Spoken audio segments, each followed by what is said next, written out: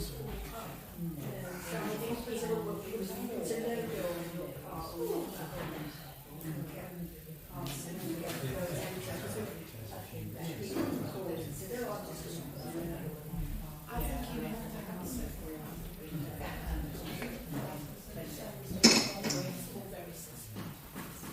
good evening everybody, and welcome back to our latest Pause for Thought. I really enjoy these sessions because it gives me a chance to find out a bit more about what's going on in our community and the interests that people in our community have, and so that's really exciting for me. And I'm really pleased that we're able to welcome Peter Williams this evening, and he's going to talk to us about landscape and belonging.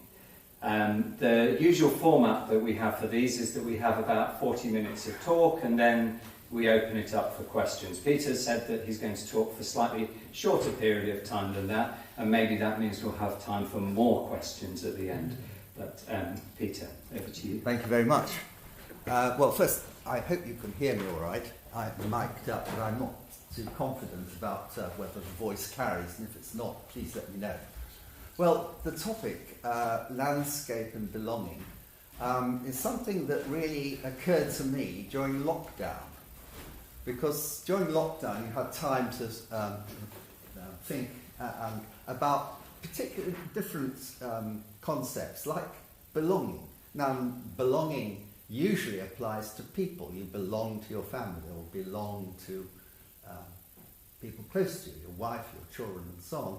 So the notion of belonging to place was something I hadn't really thought about, except that a few years previously, prior to lockdown, I went to the village where my grandmother was born, very near Aberystwyth, on the near the Cardigan Bay coast. Inland from there by about 8 miles is a village called Cwm Ystwyth, and I visited there really with the intention of absorbing the place to see where she lived and so on. I didn't have much information about her except that she was part of an extended family, a mining family. I think there were 9 in all who lived there.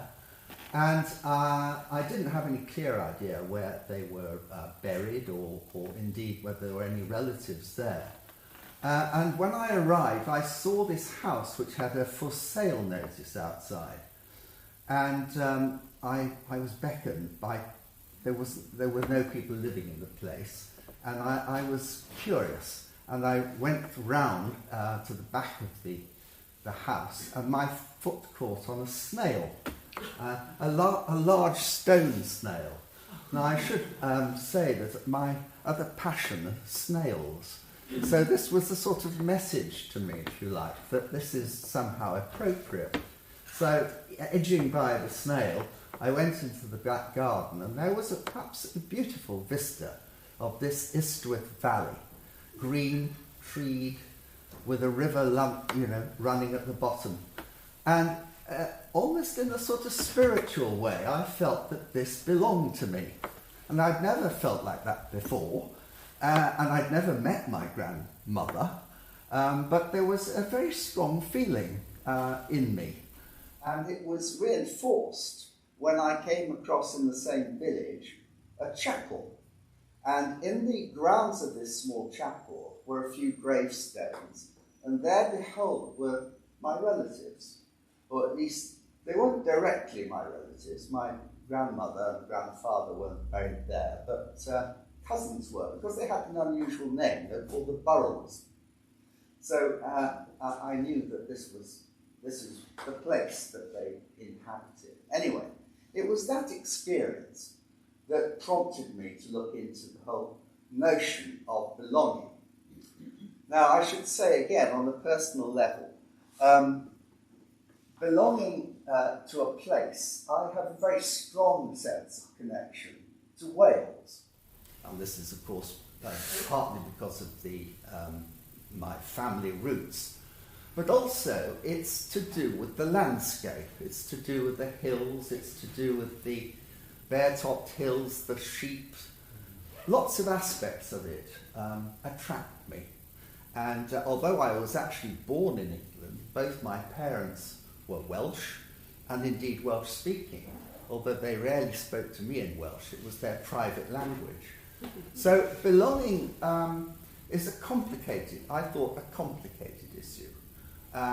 And there is something strongly Welsh about it too, because my belief is that the Welsh have a very strong sense of belonging to place. And so much so that there are two words in Welsh which are very pertinent to this. The first is Cynefin, and this literally means the way that sheep cut into the hillsides. They create their own paths, which are well trodden and followed, all the time. And that word has come to mean a sense of belonging to a familiar landscape. There's another word which I think some of you might have heard of, and that is hiraeth. And this doesn't have a direct translation in English, but again, it's a landscape, a sort of a landscape which is associated with home. And it has another meaning, which is a yearning for a place you can't return to and maybe no longer exists. So it's a difficult one to translate, but both terms speak of this attachment to landscape. And I think that's a particularly Welsh thing. So what both talk about, of course, is home. But we've also got to think that in our attachment to place and to home, we've also got to remember there are an awful lot of people who are displaced, who don't have that association with home. And they're particularly evident at present with, of course, all the refugees coming. And we ought to be mindful of that because perhaps they have a sense of belonging. Some I know do. They belong to where they've come from, even though it's been a pretty grim place. But they find it very difficult, most of them, to find a sense of belonging to the country that they've come to. So this lack of rootedness can be rather important, and we must always note that a lack of rootedness can actually lead to a lot of disadvantageous things, not least isolation and mental illness. Coming back to the notion of being belonging to place, of course, this isn't something that is common to everybody. Some people have a very strong sense of belonging to place, others have a much less strong, and some have an absence altogether. They don't feel they belong anywhere. There's an interesting group that, having spent early years abroad, probably as a result of their parents moving from country to country, maybe they were diplomats or something like that, they have a notion which is a transferable notion of place.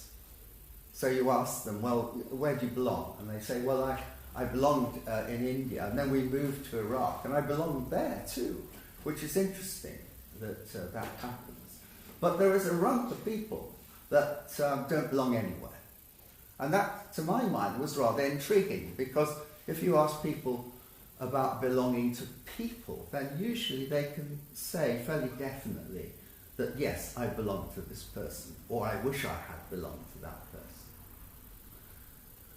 So, the yearning to belong, if you're deprived of that, if you're not in the place that you love, you can become rather nostalgic towards it. And the term nostalgia was actually created back in the 17th century by this man, Johannes Hofer. And it was applied to troops who were fighting, I think some in the 30 Years' War and subsequently in the Civil War in America, who felt very strongly nostalgic about their homeland to the degree that they were debilitated and had to be sent back home. Indeed, it was considered to be an illness at that time, and quite a severe one. That notion of nostalgia, the early notion, then mutated into homesickness. And that has largely taken the place of nostalgia. It's no longer regarded as an illness, of course, but it can be nevertheless pretty debilitating. And you think of children who are sent away to school early on and who miss their home and their parents, and homesickness is quite an issue. And it is an issue still amongst undergraduates. I remember looking after some people from Somerville College who first time they'd been away from home in a true sense, and they were very homesick. So that's an absence of the attachment, or not an absence, but it's a measure of attachment, if you like. But what I want to talk about more particularly is about attachment to rural landscapes, because I think that that's where most people I've asked would say that they were where they belonged. And that attachment to rural landscapes is reflected in art and music, and particularly poetry. And the question is, well, why should it be rural rather than urban or whatever? And that's a question I can't really answer, except that I think there is a sort of yearning in us for some rural idyll. And this is, in a way, coming to the fore at present when people are talking about the countryside and nature in a way that they weren't before, as if it has some sort of comforting influence. So if we look at sort of this notion of an attachment to nature or to the countryside, there's a term that's been coined, and this is by a geographer, a human geographer called Yi Fu Tuan. I don't know if I'm pronouncing that right. And he says, well, the response to landscape can be tactile, it can be a delight in the feel of the air, water or earth, or it could be something much more permanent and less easy to express, a feeling that one has towards a place because it's home and where our memories are located. And he argues that to fully experience topophilia, we ought to approach the landscape with an open mind and be yielding and careless like a child, which is an interesting idea. So, the poets, well, of course, the obvious one is Wordsworth and his attachment and sense of belonging to the Lake District. And it was there that he coined in a prelude the notion of spots of time. There are in our existence spots of time that with distinct preeminence retain a renovating virtue. Our minds are nourished and invisibly repaired. There was no doubt that he was very attached to his landscape, as was Waldo Williams, who a Welsh poet, of course, and he was very attached to the Preseli Hills in Wales, he was largely instrumental in preventing an artillery range being built on the hills because he felt that they were nourishing to people and didn't want people to be prevented from walking across them. Not only in poetry, but in art. And of course, again, I'm using Welsh illustrations, but many of you will be familiar with Kevin Williams, who's very much a Welshman who's involved with the landscape, particularly of North Wales. He argues, as I've said, the mood that touched the seam of melancholy is within most Welshmen, a melancholy that derives from the dark hills, the heavy clouds, and the enveloping sea mists. And there is something about North Wales which is like that, and very distinct from South Wales. Another artist, Cedric Morris, some of you might be familiar with, his attachment was to the Gower Peninsula, and he saw it as a huge influence on all his art, and he felt very nostalgic towards it, even though he spent most of his life away from near Swansea or Gower. And then, of course, there are musicians who are affected by landscape and the sense of belonging. And Edward Elgar is a very obvious example.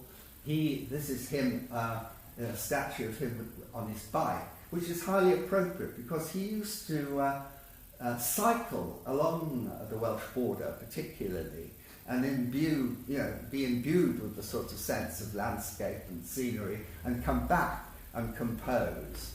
Vaughan Williams, rather similarly, in a similar sort of area. And of course, on the other side of Britain, there was Benjamin Britten, who was very much attached to the Suffolk coast and Aldborough.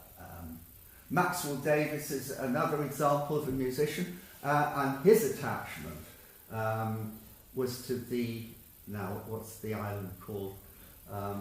But one of the Scottish Hebridean Islands. Sorry? Indeed.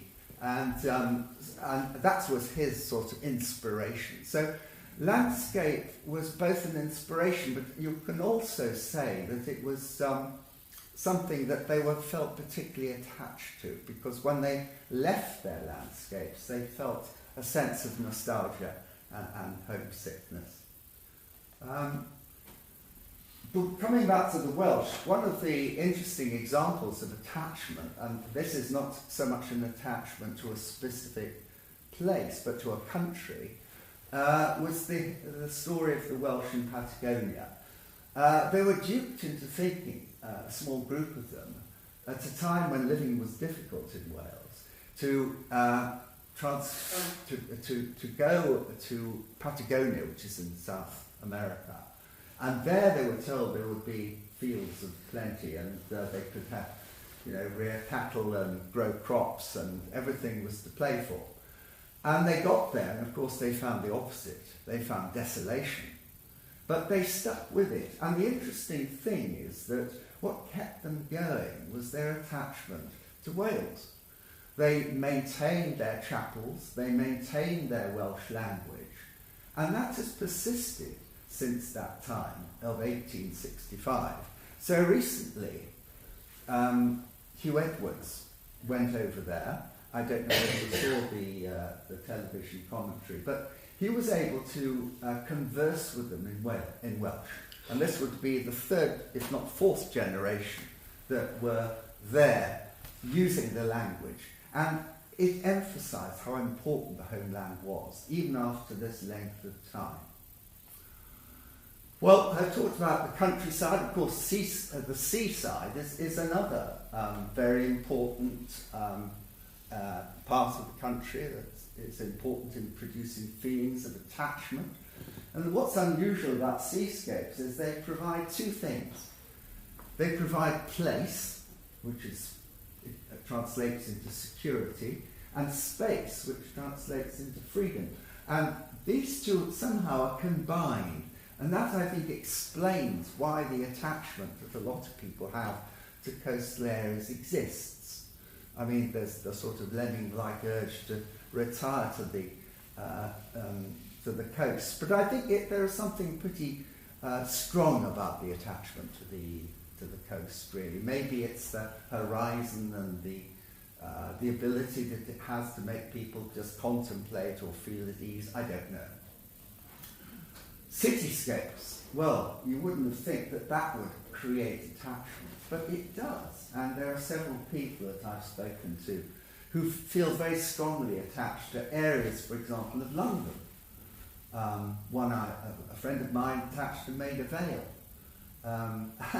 and remembers it when he was a child, And I spent several years going to Canary Wharf, and in a curious way, I rather enjoyed it. What I particularly enjoyed was the difference of landscape. When I entered Marylebone Station, I dived down into the underground and emerged in Canary Wharf, hardly ever sort of experiencing anything in between, but the two landscapes were very dissimilar, and yet they were curiously felt like home.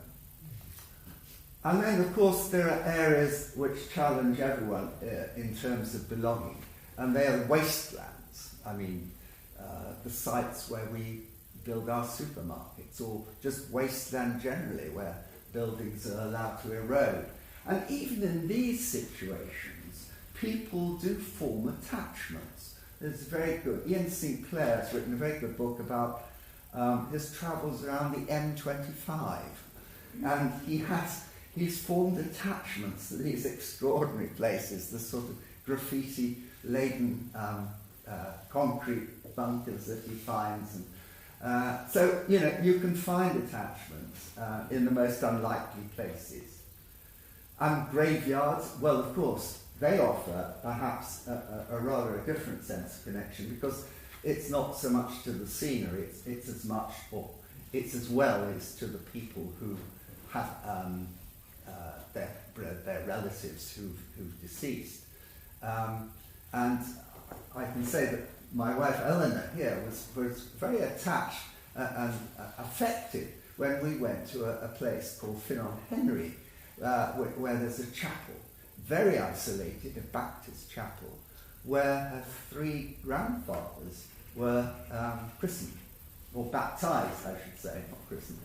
And that brought home that sort of connection to place in a very definite way. Well, as I intimated, not everybody can say that they belong to a specific place. But quite a lot of people, even those that don't belong, wish that they did belong or do belong.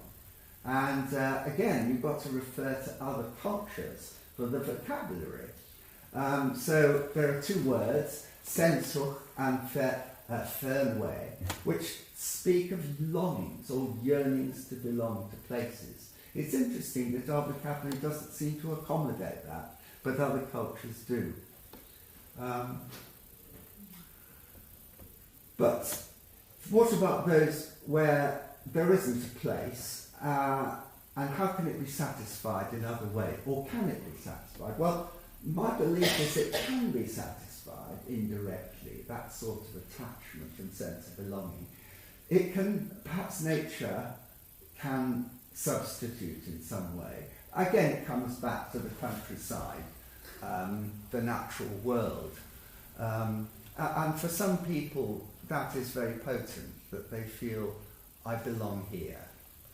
And for those who are lucky enough to go into space, and one in particular, Michael Collins, an astronaut, he, looking down on the globe, felt suddenly a very strong sense of belonging. And this persisted, and it has been replicated, interestingly, in other astronauts. And it's as if there is this shift in awareness, so that when you look at the planet from space, it produces quite strong feeling. It's not something I can replicate, but I can believe that that it can be quite potent. And it's got a name now, which is called the overview effect. Well, this is where my grandmother in Cymysgwyth was born. I did eventually discover where her family were. And interestingly, it was a house attached to a chapel. The chapel no longer exists. They call that Tŷ Capel in Wales. And it's interesting because they were very intimately associated with the chapel, obviously. And again, it gave me a very strong sense of belonging when I found that place. So I would think that maybe we ought to distinguish 2 sorts of attachment, or at least to make a distinction between attachment and belonging. Now, I've said that to be attached is about a sort of pleasurable sensation which place provokes. And it doesn't depend on those that live there. It's something that comes to you. I'm attached to this place. But I think belonging is something much more deep. And the distinction, I think, is about people. That to belong somewhere in the landscape involves somewhere along the line a person or people. They may be long dead, but that doesn't matter, they may exist just in memory or in some form. But I think that perhaps brings us closer to the landscape than a sheer attachment. But I'm aware that for a lot of people to belong to a landscape is not present. And I sense that's rather sad, but I would be interested, obviously, to know what the experience of others is. So, the question is, where do you belong? And do you share my sentiments? In many ways, I hope you don't. But it would be interesting, to my mind, in researching this, to know whether any of you either have a strong sense of belonging to a place, or alternatively, no sense of belonging. And can you explain that? Perhaps I should end there.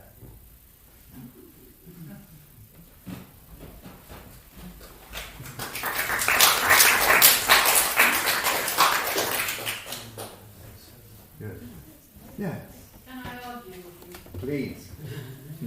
You said that you feel belonging has a deeper sense than attachment. Yeah. I would argue the other way around. Okay. I don't feel I belong to David, but I have a very, very strong attachment to him. I see. To David, yes. Right. And to all my family. And to your family. Yes. Well, it is semantics, and I've created that distinction as a highly personal one. That's interesting. But why do you think there's a how do you account for the difference? My experience as a woman. Okay. Right. Probably. Yeah. Partly. Yeah, well, maybe that is important. Yeah. Interesting. Peter, you say you feel an attachment to Wales. Do you feel you belong in Wales? Yes, I do, actually, yes, Despite I do. never having lived there with your No. family? I mean, I used to spend summer holidays with an aunt. So in that sense, I knew the place, or knew bits of it. But I was much more overwhelmed by the notion when I went and explored my relatives who were deceased. But it's something, as I say, about the landscape, which makes me feel at home. And by that, I don't mean I want to necessarily move back or move to Wales. I'm very happy, thank you, an old master. But I mean, there is a sort of comfort that comes when you go over the border. And landscape, I think, is quite important to me. I would agree, because my concern is that my parents were raised in a very, I find, uninteresting place in south west London. Now, much more popular, as all these places are, than they ever were, but Yeah. very drear to my childlike eyes. And then where they moved to East Hertfordshire, again, very drear. Mm-hmm. And then I escaped at 18, and I really do strongly believe, despite having lived in different parts of the world with Jamie, I feel a particular attachment to London, where I spent my time. And I still have a feeling, my heart lurches as I sit on the bus and go on the Westway, looking out over those Shepherd's Bush terraces. Yes. Why do I feel that? But I do. I have a very warm feeling about. I'm not sure I'd ever like to live there, but I feel that warmth. Yes. But also I feel a great warmth towards Marston, but there are attachments. And I spent most of my life not feeling attachments to Singapore, where our children, but not belonging there. And not feeling bereft because of that. Not feeling the lack of belonging. Yes, I know. Well, that's very interesting. And there is a sort of an odd, imponderable bit to try and understand why these things happen. I mean, it's not an easy equation, is it? No. Is this nostalgia reflecting of our age? Well, maybe. You realize it is not be youthful anymore. That, I think you hit a point. I think that the whole notion of belonging comes later in life. I mean, maybe it does earlier in some people, but it's certainly for me, I never thought about it until much later on. but things have changed. I mean, I was born during the war Yeah. in a city that was bombed actually in an area shelter and a nursing home. And there were 2.5 billion people in the world. We're now approaching 8.5, 9 billion. Yeah. Most of us, and I was in a very isolated place down in the southwest eventually, and that's the one I remember I'm going back to, and that's the one where my happy memories were, having lived all around the world. But we all sort of left home. I remember the first time I went to London was the second time was when I actually went to university. And in those days, very few people did. You're quite right. And now a lot do, and we move around. We do. We're much more mobile, and that must have an As effect. soon as, well, we've got a granddaughter who finished her A-levels on Friday. Yeah. Next week, she's going off with a group of girls to Cyprus for a girls. Yes. People move away, but I think with age, you have much more time, visual. Yeah. We have a lot more stories on the radio, Yes. a lot more books, and we almost go back to, now I haven't been back to where I was brought up, which was Lyme Regis in Dorset, Devon Dorset, and I think about that quite a lot now. And if That's I interesting. want to remember good things, I can remember that, and you can look at it because there are live streams of it on the, and I guess other people look at, St Giles or. Yes. Yes. I know. It's And I wonder if that's interesting. it. I wonder if it's an age related. I'm sure age comes into it. We You're right. have more time to Yeah. think. Sorry. My connections go back. So I've decided 4 places where I want my ashes to scatter, Mm-hmm. and they all are significant places in my life. But I decided that a long time ago. Did you? Yeah. When you So- say a long time, do you mean when you were in your 20s or 30s? 30 years ago.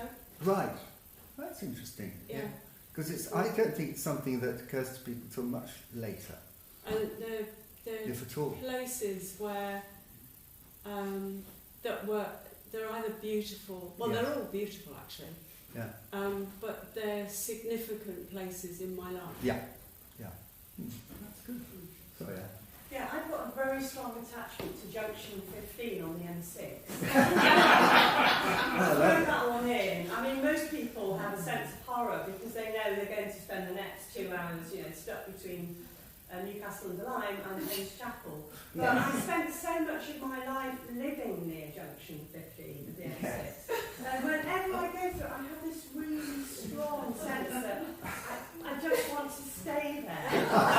And usually I do! Because there's usually a queue up to Keele services and so forth. It's because I was brought up in North Staffordshire, so I spent a lot of all my childhood in and around Newcastle and the Lyme. So, it's that very strong sense of belonging. But it's really, if you ever go through Junction 15, it's got really beautiful. Well, that's fascinating. rolling Next time I should You should get a shower going.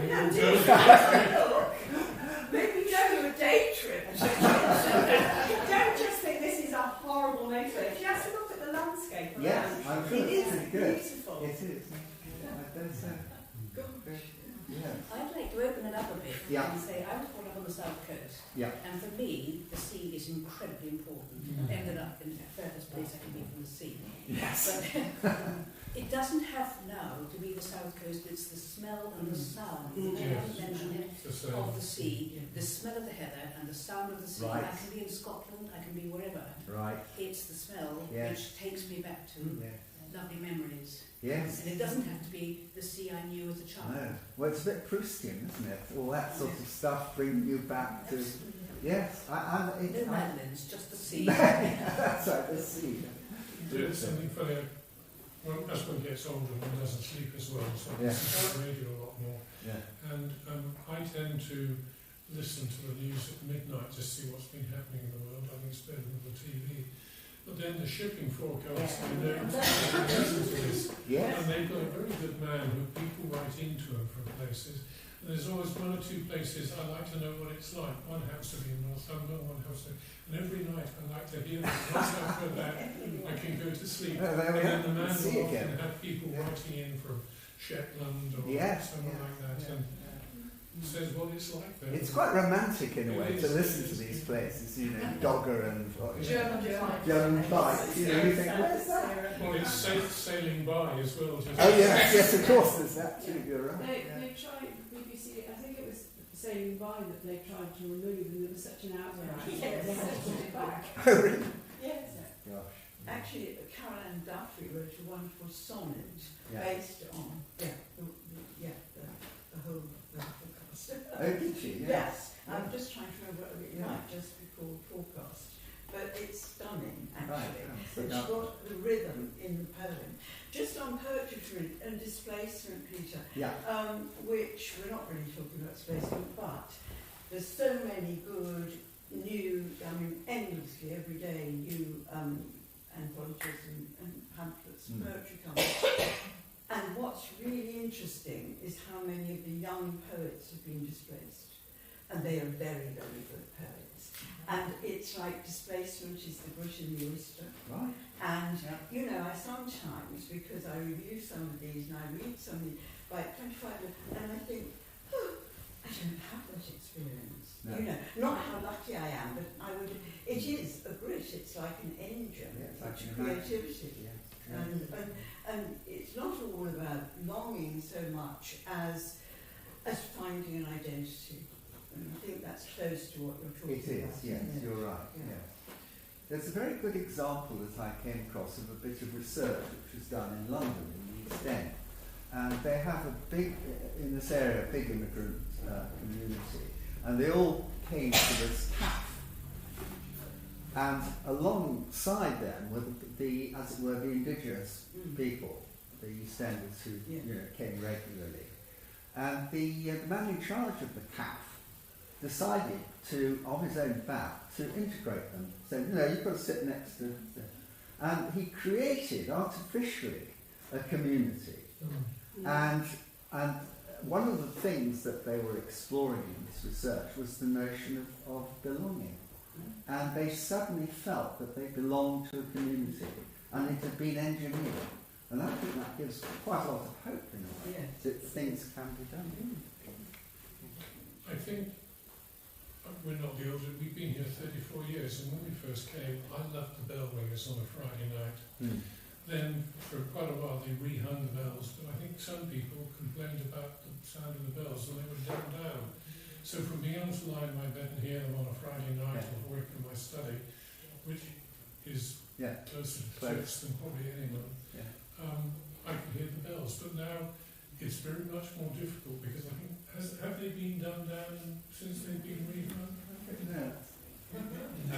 Having learned about ring a long time ago, now the present ones are really good ringers.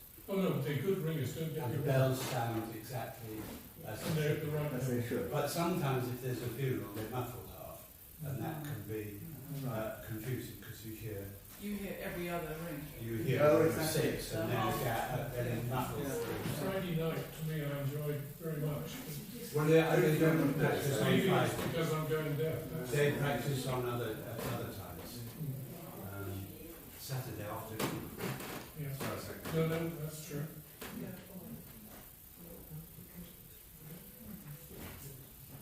Yeah. Yes. Could I make a contribution which is sort of slightly different, but it picks up on the point about homesickness. Yes. And I had a very good friend who'd done voluntary service overseas in Borneo, and I was posted to Hong Kong, and he gave me some extremely useful advice.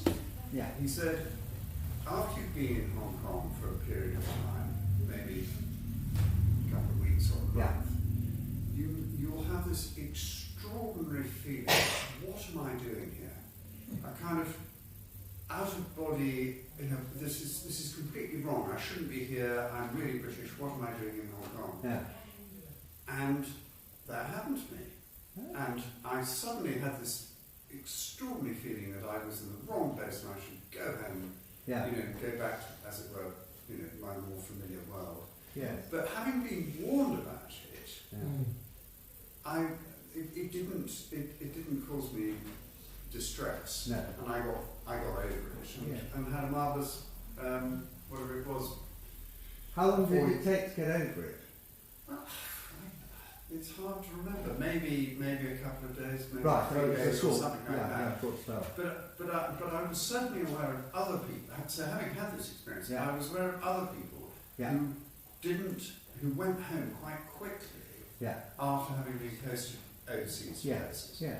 And when I subsequently was in charge of an office in Singapore, and Yeah. I had expats Yeah. sent into my office, I told them about this. Yeah. Because I thought it was a useful, very, very, Yes, I was so exactly. grateful to my friend having Yeah, given me yeah. that bit of To alert you, yeah, so it doesn't come as an unexpected, yeah. unpleasant Or it sort of. was easier to cope with. Yeah. True. Good.